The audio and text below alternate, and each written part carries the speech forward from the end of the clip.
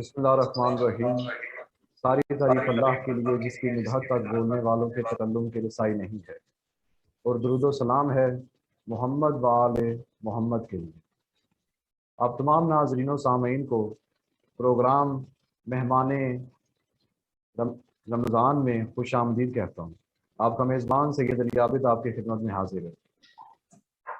آج کا جو ہمارا عنوان ہے وہ عنوان ہے امیر المومنین علی ابن ابی طالب علیہ السلام کے حوالے سے، اور انشاءاللہ آج کی جو گفتگو ہے وہ امام علی علیہ السلام کے حوالے سے ہی ہوگی۔ آج کی جو شخصیت ہمارے ساتھ موجود ہیں مہمان رمضان میں، نہایت ہی قابل احترام، عزت مآب، عالی جناب۔ ممکن ہے کہ میں جتنے بھی الفاظ استعمال کروں وہ کم ہوں، ان کی بہت سی دینی خدمات ہیں۔ میری مراد نہایت ہی قابل احترام، عزت مآب قبلہ مولانا سید شہریار رضا عابدی صاحب ہیں۔ السلام علیکم قبلہ۔ جی وعلیکم السلام۔ قبلہ سب سے پہلے تو نہایت ہی میں شکر گزار ہوں اپنی ٹیم کی جانب سے، اور بالخصوص الجر ٹی وی نیٹ ورک اور اس چینل کے سی ای او چودھری اعجاز حسین گرائے صاحب کی جانب سے کہ آپ نے اپنا قیمتی وقت ہمارے اس چینل کو دیا۔ کوئی ایسے شکریہ کی بات نہیں، توفیق ہے اللہ سبحانہ و تعالیٰ کی جانب سے کہ ہم مل کر مولا کا ذکر کریں، اور دوسری یہ کہ آپ نے کچھ زیادہ ہی تعریف کر دی، یہ آپ کی محبت ہے، حسن زن ہے، بس ہم ایک اہل بیت کی خدمت گزار رہے ہیں، کافی خدمات ہیں۔ اللہ آپ کو سلام تو خوش رکھے۔ قبلہ آج کی جو ہماری گفتگو ہے وہ امام علی علیہ السلام کے حوالے سے ہے۔ تو ایک بہت ہی عمومی سوال ہے جو ہر نوجوان کے ذہن میں بھی ہے، اور ممکن ہے کہ ہر نوجوان سے پوچھا بھی جاتا ہے۔ قبلہ سوال یہ ہے کہ امام علی علیہ السلام کی آمد کعبہ میں کیوں ہوئی؟ اس کی آخر وجہ کیا تھی؟ اس پہ ذرا روشنی ڈال دیجیے۔ بسم اللہ الرحمن الرحیم، اللہم صلی علی محمد و آل محمد۔ جو اصل وجہ ہے وہ تو بلا شک رسول اللہ صلی اللہ علیہ وآلہ وسلم کو اور سب سے بڑھ کے اللہ سبحانہ و تعالیٰ کو علم ہوگا، لیکن ہم یہ دیکھتے ہیں کہ خانہ کعبہ عالم اسلام کے لیے عبادت کے عنوان سے مرکز توحید ہے، بے شک واہ۔ اور بعد رسول اللہ صلی اللہ علیہ وآلہ وسلم اسلام کا مرکز جو ذات ہے وہ ذات مطہر صدیق اکبر فاروق ھذا الامت بہ یفرق بین الحق والباطل یعصوب الدین امیر المؤمنین علی ابن ابی طالب کی ذات مقدس ہے۔ بے شک ماشاءاللہ۔ پھر یہ کہ جو لوگ مولا امیر المؤمنین علیہ السلام کے ذکر سے بھاگیں تو وہ کہاں تک بھاگیں گے؟ واہ بالکل۔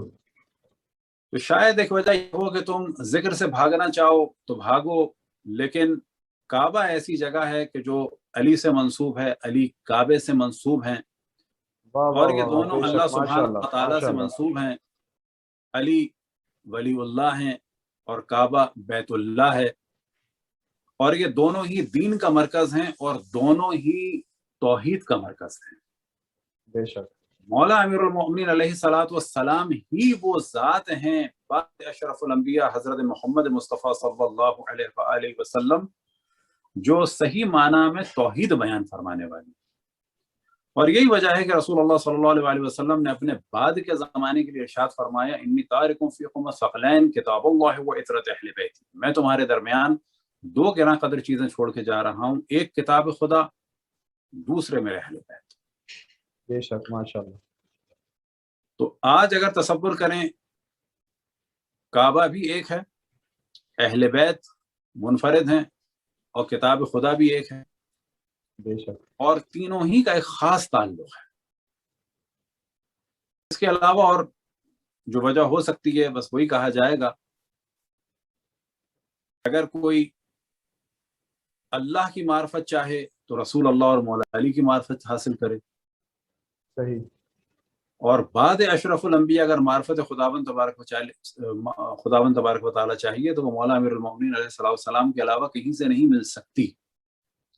لہذا آج کے دور میں مرکز توحید خانہ کعبہ ہے، اور معرفت توحید کا مرکز اگر کوئی ذات ہے تو مولا امیر المؤمنین کی ذات ہے، یہی وجہ ہے کہ برادران اہل سنت میں بھی تصوف کے جتنے سلسلے ہیں وہ جا کر مولا امیر المومنین ہی پر ختم ہوتے ہیں۔ واہ بے شک ماشاء اللہ. بس معرفت خدا چاہیے ہو تو اس کا قبلہ ذات مولا امیر المومنین ہے، عبادت خدا بند کرنی ہو تو اس کے لیے قبلہ خانہ کعبہ ہے۔ ماشاء اللہ. جی جی ماشاء اللہ قبلہ آپ نے بہت ہی نہایت عمدہ جواب دیا اور علمی جواب دیا. انشاءاللہ ہمارے جتنے ناظرین و سامعین ہوں گے یقیناً ان کے علم میں اضافہ ہے. قبلہ دوسرا سوال جو میں آپ سے کرنا چاہتا ہوں وہ سوال یہ ہے کہ یہ بھی ایک عمومی سوال ہے، ہر نوجوان آج کی جنریشن ہے ان سے پوچھا جاتا ہے کہ آخر کیا وجہ ہے، کس طرح ممکن ہے کہ ایک بچہ دنیا میں آئے اور دنیا میں آتے ہی چاہے وہ 1 دن کا ہے، 2 دن کا ہے، 3 دن کا ہے، اسے اپنے ماں باپ تک کی معرفت نہیں ہوتی، اسے یہ نہیں پتا ہوتا کہ میں ہوں کون، اپنے دین کی معرفت نہیں ہے. لیکن امام علی ابن ابی طالب علیہ السلام کی جب آمد ہوئی تو کہا جاتا ہے بعض روایات کے مطابق 2 یا 3 دن کے تھے تو انہوں نے پیغمبر اسلام حضرت محمد مصطفیٰ صلی اللہ علیہ وآلہ وسلم کے ہاتھوں پر کلام کیا. تو یہ کیسے ممکن ہے؟ اس جواب سے پہلے ایک جو پرابلم عالم اسلام میں آیا جی مخالفین اہل بیت کی جانب سے کہ شخصیت رسول اللہ صلی اللہ علیہ وسلم کو مخدوش کر دیا. صحیح. وہ کس اعتبار سے کہ رسول اللہ صلی اللہ علیہ وسلم کو معاذ اللہ علم بھی نہیں ہوا کہ میں نبی بن گیا، نعوذ باللہ. اور حضرت خدیجہ صلوات اللہ وسلام علیہا کے چچا زاد بھائی ورقہ بن نوفل کے جو یہودیوں اور عیسائیوں کی تربیت میں رہے تھے اور عالم تھے کتب عہد قدیم کے اور عہد جدید کے، انہوں نے بتایا کہ تم اللہ کے نبی ہو گئے معاذ اللہ. اللہ اکبر. لہذا ہمارا یہ عقیدہ ہے کہ حضرت خدیجہ کو پہلے سے علم تھا کہ یہ نبی ہونے والے ہیں، لہذا انہوں نے شادی کا پیغام دیا، اور جب رسول اللہ صلی اللہ علیہ وسلم واپس تشریف لائے غار حرا سے اور بتایا پہلی وحی کے بارے میں، تو حضرت خدیجہ صلوات اللہ وسلام علیہا نے تبسم فرمایا اور فرمایا کہ میں اسی دن کا انتظار کر رہی تھی. تو یہ بڑی عجیب بات ہے کہ حضرت آدم سے لے کر تمام انبیاء اور پھر اسی طرح سے والدین اجداد رسول اللہ صلی اللہ علیہ وسلم خصوصاً حضرت عبداللہ تک اس نور کا اہتمام چل رہا ہے، یعنی نور رسول اللہ صلی اللہ علیہ وسلم کا، اور نور رسول اللہ صلی اللہ علیہ وسلم کے ظاہر ہونے کا وہ انتظار فرما رہے ہیں سب کے سب، اور جو خود نور ہے اس کو نہیں پتا کہ میں کیا ہوں. واہ بالکل. کیا قبلہ آپ نے اب بہت ہی یہاں عمدہ پر دلیل کوئی دی ہے توہین ماشاءاللہ. کر سکتا ہے رسول اللہ صلی اللہ علیہ وسلم کی، گو کہ توہین رسالت جتنی ہمارے برادران اہل سنت کی کتب خصوصاً صحاح ستہ میں ہے اتنی شاید ہی کہیں. اب کوئی کہہ سکتا ہے کہ حضرت عیسیٰ افضل ہیں رسول اللہ صلی اللہ علیہ وسلم سے یا حضرت یحییٰ افضل ہیں، وہ دونوں بچپن میں کلام فرما رہے ہیں، وہ دونوں بچپن میں پیدا ہونے کے بعد ہی اپنی نبوت کا اعلان فرما رہے ہیں کہ اللہ نے ہمیں نبی قرار دیا، اور اشرف الانبیاء جو ہیں ان کو تو 40 سال میں بھی معاذ اللہ پتہ نہیں چلا کہ وہ نبی ہیں، اور ایک عیسائی یا یہودی بتا. اب جب رسول اللہ صلی اللہ علیہ وسلم کی شخصیت ایسی بنا دی گئی تو ظاہر ہے وسیع رسول پہ تو شک ہونا ہے. بالکل ٹھیک فرما رہے ہیں آپ. تو یہ تو ہے پہلا مقدمہ. اب اصل بات یہ ہے کہ جس طرح سے ارشاد خداوند تبارک و تعالی ہے انا انزلناہ فی لیلۃ القدر، جیسے انشاءاللہ لیلۃ القدر کے حوالے سے مختصر ڈسکس کریں گے. تو یہ ذہن میں رہے کہ قرآن کے جو نزول ہیں وہ 2 طرح کے ہیں، ایک انزال ہے ایک تنزیل ہے. تنزیل یعنی آیت آیت کر کے، انزال یعنی ایک ہی دفعہ میں. تو انا انزلناہ فی لیلۃ القدر، یہ جو نزول ہوا قلب رسول اللہ صلی اللہ علیہ وسلم یہ کیسا ہوا، اس کو ہم اور آپ ڈسکس نہیں کر سکتے اور ڈیفائن نہیں کر سکتے اور سمجھ نہیں سکتے. بالکل اسی طریقے سے جب وہ موضوع ڈسکس کیا جاتا ہے کہ مولا امیر المومنین علیہ الصلوۃ والسلام گھوڑے پر سوار ہوتے ہوتے قرآن ختم کر لیتے تھے، تو وہ قرآن ختم کرنا آیا زبان سے تھا؟ نہیں، زبان سے نہیں تھا. اب آپ آ جائیں کہ علم واقعی یہ تورات و انجیل و قرآن وہ سب کا سب ایک ہے، یعنی معرفت خداوند تبارک و تعالی اور حکم خداوند تبارک و تعالی، ان دین عند اللہ الاسلام، حضرت آدم سے لے کے حضرت خاتم تک ایک دین رہا، جو اصل نچوڑ ہے وہ ایک ہی ہے۔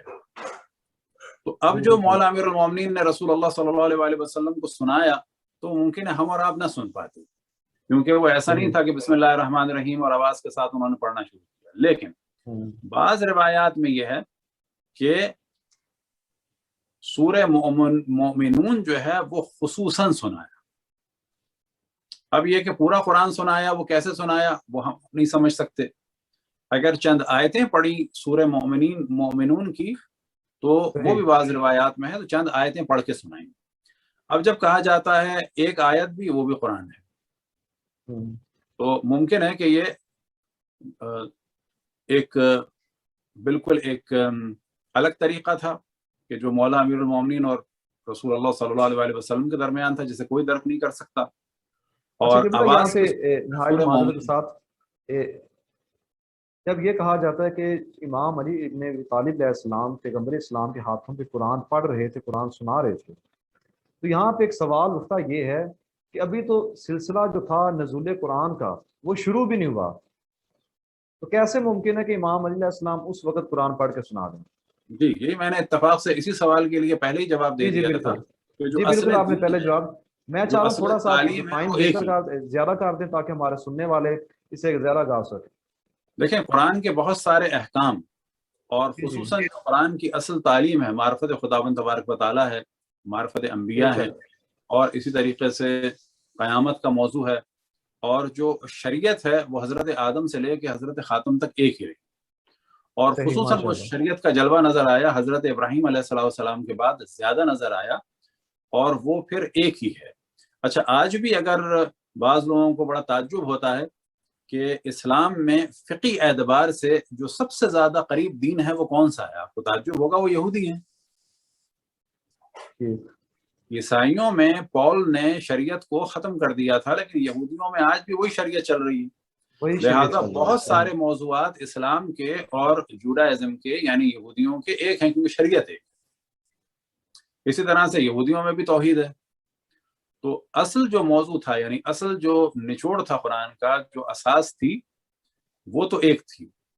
پھر یہ کہ قرآن کا جو ظاہری نزول ہوا وہ ہوا 23 سال میں، لیکن جو اصل نزول تھا وہ رسول اللہ صلی اللہ علیہ وسلم پر بھی ہوا۔ اب کیونکہ یہ دونوں ایک نور سے ہیں تو یہ خاص اسرار کی بات ہے کہ جس کو ہم اور آپ فقط الفاظ میں اتنی حد تک بیان کر سکتے ہیں، لیکن کیفیت کیا ہے وہ نہیں جان سکتے۔ بے شک، بالکل ٹھیک۔ تو بعض روایات میں یہ ہے کہ خصوصاً سورہ مومنون کی آیات کی چند آیات کی تلاوت فرمائی مولا امیر المومنین علیہ السلام۔ ماشاءاللہ ماشاءاللہ، بہت ہی قبلہ آپ نے عمدہ جواب دیا ہے، علمی جواب تھا، اور قرآن و حدیث سے آپ نے استدلال کیا ہے، ماشاءاللہ۔ قبلہ اب سوال میں جو آپ سے کرنے جا رہا ہوں، سوال بہت ہی مہم ہے، اور میں سمجھتا ہوں کہ آج کے دور کا یہ جو سوال ہے یہ ہر کوئی، چاہے اپنا ہے چاہے غیر ہے، اس سوال کو اٹھاتا ہے۔ لوگ یہ کہتے ہیں کہ جب نماز میں آپ دائیں بائیں نہیں دیکھ سکتے، حرکت نہیں کر سکتے، آپ صرف نماز پڑھ رہے ہیں تو خالص اللہ کے لیے پڑھ رہے ہیں، اس کے سجدہ کرنے کے لیے پڑھ رہے ہیں، تو پھر کیا وجہ تھی کہ امام علی بن ابی طالب علیہ السلام نے حالت رکوع میں زکوٰۃ دی؟ اس کے پیچھے فلسفہ کیا ہے؟ جی، پہلی بات یہ کہ نماز بھی اللہ سبحانہ و تعالیٰ کے لیے ہے، اور نماز کے دوران بھی اللہ کے حکم پہ عمل کرنا چاہیے۔ لہٰذا فقہی اعتبار سے ابھی بھی یہ مسئلہ سب کے لیے ہے کہ مثال کے طور پر اگر ہم نماز پڑھ رہے ہیں اور کسی کی جان کو خطرہ ہے، اور اگر ہم نماز کے دوران بچا سکتے ہیں تو ہم نماز کے دوران بچائیں۔ مثال کے طور پر ہم نماز پڑھ رہے ہیں، سامنے بیڈ ہے اور بیڈ پہ سے ایک بچہ جو ہے گرنے والا ہے، تو ہم نماز کے دوران ہاتھ لگا کے اس کو روک سکتے ہیں۔ اچھا، ٹھیک سے روک سکتے ہیں، بالکل ٹھیک ہو گیا، بہتر ہو گیا۔ صرف اگر ہمیں ہاتھ ہلانا ہے، مثال کے طور پر یہ سامنے ایک بچہ ہے، میز پہ کھڑا ہے، گرنے والا ہے، اور ہم نماز پڑھ رہے ہیں، بسم اللہ الرحمن الرحیم الحمدللہ رب العالمین الرحمن الرحیم، ہم نے ہاتھ سے روک دیا۔ لیکن اب اگر ہمیں ذرا سا آگے بڑھنا ہے اس بچے کو بچانے کے لیے، طریقہ کیا ہوگا؟ الرحمن الرحیم پہ ہم نے فرض کریں کہ نماز روک دی، قبلے سے نہیں ہٹے اور اس کو روک دیا، بالکل ٹھیک، پھر اس کے بعد واپس آ کے وہیں سے نماز کو شروع کر دیا۔ یہ تو مسائل آج بھی ہیں۔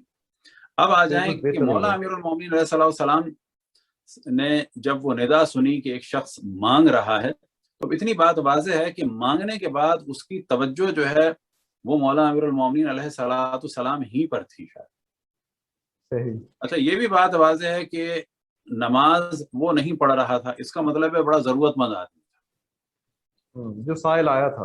جو بالکل ٹھیک. سائل. اب مولا امیر المومنین اللہ ہی کی اطاعت کر رہے ہیں اور اللہ ہی کے حکم کے مطابق نماز میں ایسا کام کیا جا سکتا ہے جس سے نماز کی صورت نہ بدلے.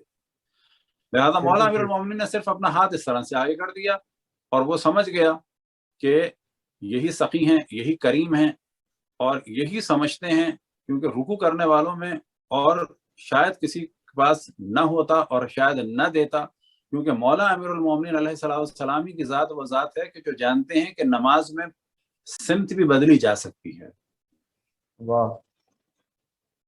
لہذا جب اشرف الانبیاء صلی اللہ علیہ وسلم نے بیت المقدس سے قبلے کی جانب کیا تو یہ ذہن میں رہے کہ بیت المقدس سے قبلہ جو ہے پورا 180 ڈگری ہے، کیونکہ بے شک صحیح فرما رہے ہیں آپ. مدینہ ادھر مکہ ہے، ادھر مکہ ہے، ادھر بیت المقدس ہے، مدینہ بیچ میں ہے. یعنی اگر اشرف الانبیاء حضرت محمد مصطفیٰ صلی اللہ علیہ وسلم قبلہ اس طرف ہے یعنی بیت المقدس کی جانب، تو یہاں آنے کے لیے پوری سمت بدلی ہے. یہی وجہ ہے کہ مولا امیر المومنین علیہ السلام کی فضیلتوں میں فضیلت یہ ہے کہ میں نے 2 سمت میں نماز پڑھی. ایک بڑی تعداد جو ہے وہ کنفیوز ہوگی، تو مولا امیر المومنین کو علم ہے اس بات کا کہ اللہ کی اطاعت کرنی ہے سمت بدلنے میں بھی قبلے سے، اور اللہ کے نام سے جو مانگ رہا ہو اس کو بھی ہم دے سکتے ہیں. تو انہوں نے اپنا ہاتھ اس طرح سے آگے بڑھا دیا اور اس نے وہ انگوٹھی اتار لی. لہذا آج بھی اگر کوئی دے تو اس میں کوئی ایسا سوال نہیں ہے کہ نماز کسی بھی صورت باطل نہیں ہوتی اور نہ اس سے توجہ ہٹتی ہے، بلکہ کہا جائے گا کہ اللہ کی عبادت اللہ کے حکم کے مطابق ہونی چاہیے. مثال کے طور پر اگر کوئی ہم آپ سے کہتا ہے کہ اس پر بڑی جلدی کوئی چیز چاہیے، مثال کے طور پر کوئی پیسے چاہیے، چابی چاہیے، کوئی کہے کہ اس پر رکشے والا کھڑا ہے، تو کیا کریں؟ ہم طویل نماز پڑھیں؟ نہیں، جیب میں سے والٹ نکال کے دے سکتے ہیں، دے دیا، اس نے پیسے نکال لیے. ہاں لیکن اب اگر ہم جیب سے والٹ نکالنے کے بعد ایسے گننا شروع کریں تو اس عمل کو کہا جاتا ہے کہ یہ عمل کثیر ہے، اس سے نماز ٹوٹ جائے گی. لیکن اگر صرف نکال کے دے دیا تو کچھ نہیں ہے. تو یہ حکم آج بھی وہی ہے، لیکن مولا امیر المومنین نے جو کام انجام دیا تھا وہ اتنا خالص تھا کہ پھر آیت نازل. اصل موضوع یہ ہے. ماشاءاللہ ماشاءاللہ. تو ظاہر ہے کہ وہ انگوٹھی کوئی سونے کی تو تھی نہیں، چاندی کی ہوگی، اور پھر یہ کہ کوئی ایسی بیش قیمت نہیں ہوگی، ایک عام سی چیز. لیکن خلوص اصل موضوع ہے، اور یہی وجہ ہے کبھی روٹیاں دیتے ہیں تو آیتیں نازل ہوتی ہیں اور کبھی انگوٹھیاں دیتے ہیں تو آیتیں نازل. ماشاءاللہ ماشاءاللہ. لیکن اصل موضوع خلوص ہے. خلوص. اب اگر کوئی کچھ بھی دے دے، مثلا آج کے دور میں کوئی ملینز اور بلینز آف ڈالر دے دے، خلوص نہ ہو، یا اس زمانے میں کسی کے پاس ڈالر شالر ممکن ہے رہے ہوں گے، روایت آ جائے تو اس نے اگر دیے ہوں تو اس سے کچھ نہیں ہوتا، خلوص سے ہوتا ہے. ماشاءاللہ.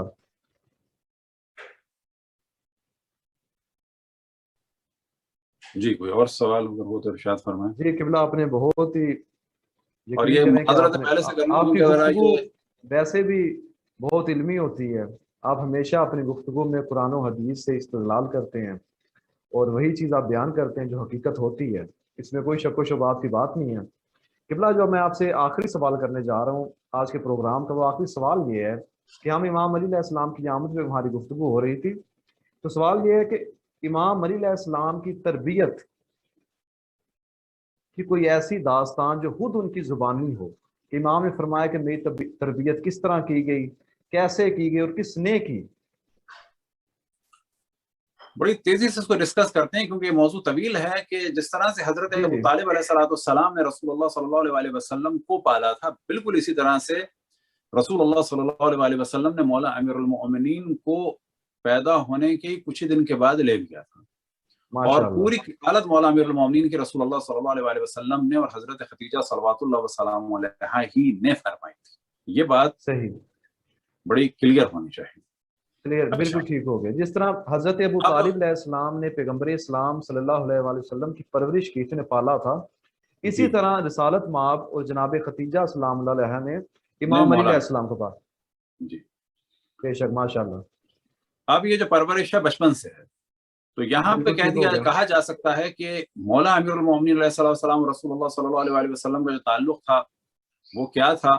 وہ یہ تھا کہ مولا امیر المومنین نے آنکھ کھولی رسول اللہ صلی اللہ علیہ وآلہ وسلم کی آغوش میں، اور رسول اللہ بے صلی شک، اللہ علیہ وآلہ وسلم نے آنکھیں بند کی مولا امیر المومنین کی آغوش میں. صحیح، واہ، تو یہ جو کیا سلسلہ کہنا ہے، رہا اس واہ طرح واہ سے واہ، رہا.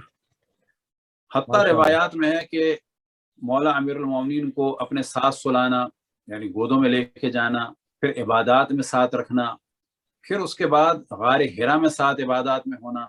واہ، پھر مولا امیر المومنین نے واضح ارشاد فرمایا ہے، اور خطبہ قاسیہ موضوع ہے، کہ میں وحی کی ندا تک سنتا تھا، جناب جبرائیل کی ندا تک سنتا تھا.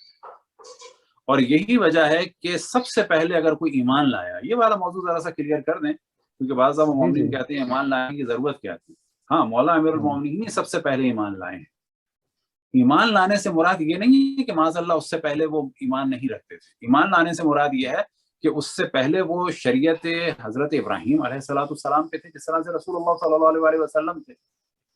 صحیح، اب جیسے ہی اشرف الانبیاء کو حکم ہوا کہ اعلان نبوت فرماؤ، اور ایسا حکم ہوا کہ اعلان فرمائیں اور لوگوں کی تائید لیں، سب سے پہلے جس نے یہ اعلان سنا اور سب سے پہلے جس نے تائید کی وہ ذات مولا امیر المومنین کی تھی.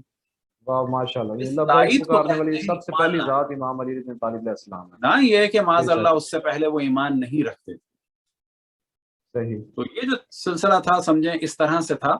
اب یہ اندازہ لگایا جا سکتا ہے کہ مولا امیر المومنین کی زندگی کا رسول اللہ صلی اللہ علیہ وآلہ وسلم کی زندگی میں، یعنی جتنی زندگی رسول اللہ صلی اللہ علیہ وآلہ وسلم کی تھی، مولا امیر المومنین علیہ السلام کو وہ پوری زندگی اپنی زندگی کے حساب سے ملی. ماشاء اللہ، یعنی مولا نے آنکھ کھولی ان کی آغوش میں، رسول اللہ صلی اللہ علیہ وآلہ وسلم نے آنکھ بند کی ان کی آغوش میں.